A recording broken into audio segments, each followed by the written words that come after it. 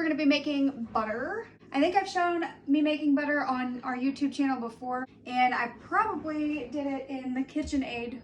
However, I have decided, well, not just I decided, that is super messy. So we've just been putting our cream in a 1/2 gallon jar and taking turns shaking it because it's a lot less messy and it gives us all a little bit of a workout. And super exciting, I've always wanted a butter bill, but I was like too cheap to buy me one. And so I was just like, well, I'll just put my butter in whatever container I have. And the other day we were at a thrift, oh, that was really loud. We were at a thrift store and they had a butter bill and it was like $3. And so now we have a butter bill. So we're gonna scoop cream first. Today I've brought my assistant Lee. He's gonna be shaking my butter for me and opening my jars. Can you open the other one while you're at it?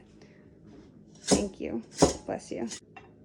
So when you scoop cream, you can always tell when you get into the milk because it's a different color and it kind of gives like a blue hue contrasted against the yellowness of the cream. All right, now we'll do the big one. If you get too much, then it doesn't really want to shake up very well. But the same kind of goes for the KitchenAid. If you get too much in the KitchenAid, it's not necessarily that it won't go ahead and make butter. It's just like the mess gets 10 times messier because it sloshes everywhere once it forms into a ball.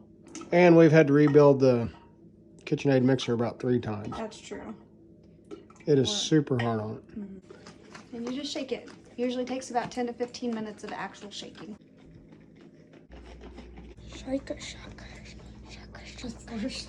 Dump off the buttermilk. We want to keep the butter in the jar. Fill it up with cold water, probably good.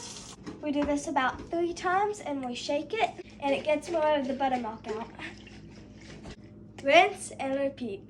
Now that the water is good and mostly clear, we are going to dump the water out and shape the butter into a ball and put it in the butter bill.